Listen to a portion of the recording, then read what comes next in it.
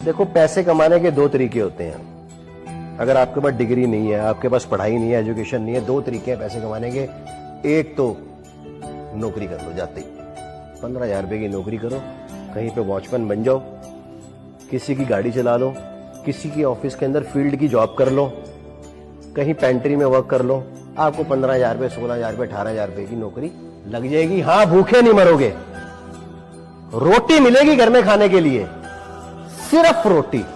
और कहीं आप शौकीन है बटर चिकन खाने के, तंदूरी चिकन खाने के, बढ़िया गाड़ी में घूमने के, तो व्यापार करना पड़ेगा।